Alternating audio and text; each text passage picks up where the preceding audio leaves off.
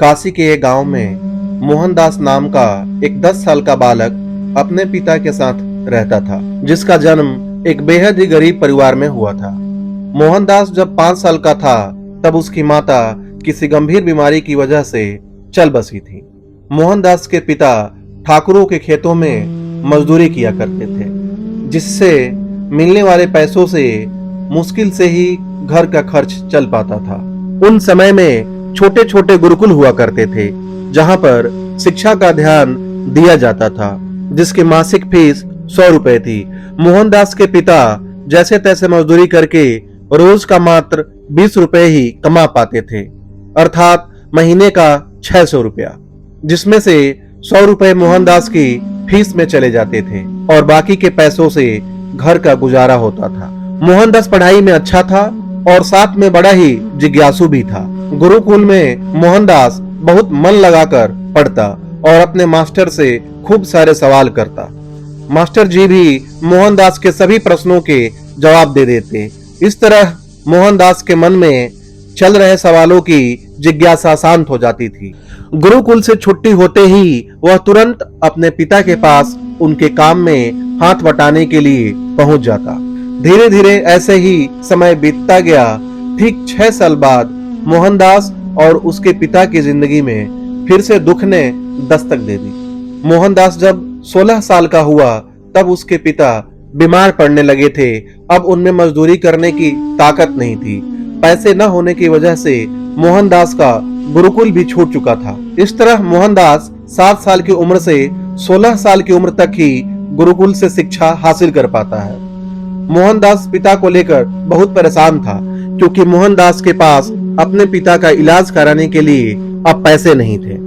जैसा कि मोहनदास बड़ा ही जिज्ञासु बालक था, जिस वजह से वह किसी भी अमीर इंसान को देखता तो अपनी जिंदगी के बारे में सोचने लग जाता। इन सब हालातों के चलते मोहनदास के दिमाग पर ऐसा असर हुआ कि वह मजदूरी करने लगा। मोहनदास वो हर संभव प्रयास करने लगा जिससे उसके पास धन आए और वो अपने पिता की बीमारी का उपचार करवा सके। मोहनदास ने दिन रात मेहनत की और अपने पिता का उपचार करवाया। मोहनदास के पिता की हालत सुधरने लगी और देखते ही देखते उसके पिता स्वस्थ हो गए। पिता मोहनदास की मेहनत से बहुत खुश थे। मोहनदास के पास अब इतना धन हो चुका था कि मोहनदास ने एक खेत और 2 गायें खरीद ली थी।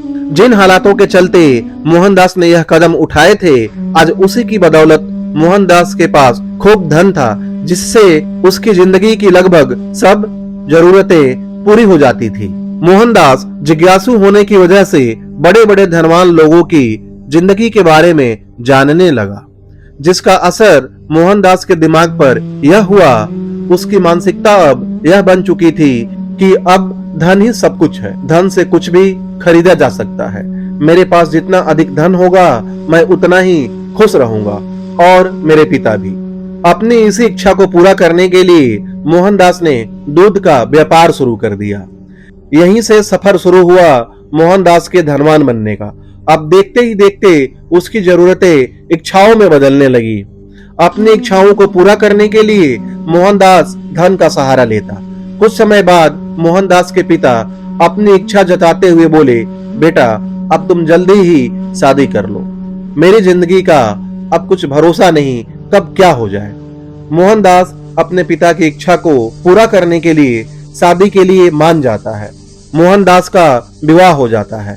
मोहनदास खुशी पाने के लिए ऐशो आराम के सभी भोग विलास का सामान खरीद लेता है। एक आलीशान हवेली भी बनवाता है। अब एक दिन ऐसा भी आया कि सब कुछ होने के बावजूद भी मोहनदास दुखी सा रहता था, क्योंकि उसका मन संतुष्ट नहीं होता था। इधर एक तरफ उसकी इच्छाएं जो खत्म होने का नाम ही नहीं लेती थी। अब मोहनदास का मन कहीं भी नहीं लगता था। वह परेशान रहने लगा। मोहनदास की हालत पागलों जैसी होने लगी थी। उसे संतुष्टि नहीं मिल रही थी। उसे समझ नहीं आ रहा था कि क्या करे। इधर भगवान बुद्ध नेपाल से बौद्ध धर्म का प्रचार करते हुए भारत में काशी की तरफ आ रहे थे। भगवान बुद्ध काशी के एक गांव में रुके हुए थे। मोहनदास को इस बात का पता चलते ही वह भगवान बुद्ध के पास पहुंच जाता है। भगवान बुद्ध अपने अनुयायियों को प्रवचन सुना रहे थे। इतने में मोहनदास रोते हुए उनके पास पहुंचा और बोला, भगवान, मैं इस जिंदगी से बहुत परेशान हो गया हूँ। मैंने जीवन में खूब धन कमाया ताकि अपने सुकून के लिए कुछ भी खरीद सकूं। मुसीबत के समय यह धन मेरे बहुत काम आए। इनसे मैंने अपनी हर सुख सुविधा की वस्तुएं खरीदी जिनसे मुझे बहुत खुशी मिली। तो ऐसी क्या वजह है कि मेरा मन संतुष्ट नहीं हो रहा है? आज मेरे पास सब कुछ है जिससे मैं खुश तो रहता हूँ, लेकिन अधिक समय तक नहीं। सब कुछ होने के बाद भी मुझे सुकून क्यों नहीं मिल रहा? मन को शांति और संतुष्टि नहीं मिल रही जो मिलनी चाहिए।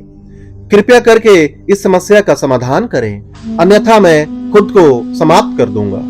तब भगवान बुद्ध मुस्कुराए और उन्होंने कहा, तुम्हारे दुख का कारण तुम्हारी असीमित इच्छाएं हैं। धन दौलत से तुम लंबे समय की खुशियां तो खरीद सकते हो, लेकिन सुकून की जिंदगी नहीं।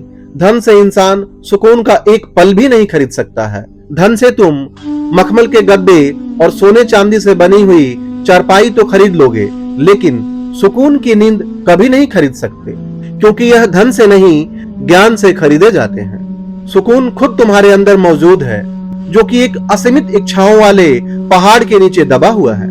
जिस दिन तुम अपनी असीमित इच्छाओं के विचारों को एक सीमित दायरे में कैद कर लोगे, उसी दिन से असीमित इच्छाओं वाले पहाड़ के नीचे दबा हुआ सुख और सुकून आजाद होकर तुम्हारे जीवन में बस जाएंगे।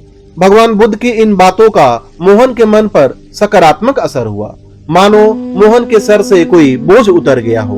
अब मोहन के अंदर खुद को सुखी करने की कोई इच्छा शेष नहीं बची थी। वो समझ चुका था कि मेरी परेशानी का कारण मेरी यह असीमित इच्छाएं ही हैं, जिस वजह से मैं सुख की नींद कभी नहीं सो पाया, कभी भी सुख के फल का स्वाद नहीं चख पाया था। अब मुझे कुछ नहीं चाहिए।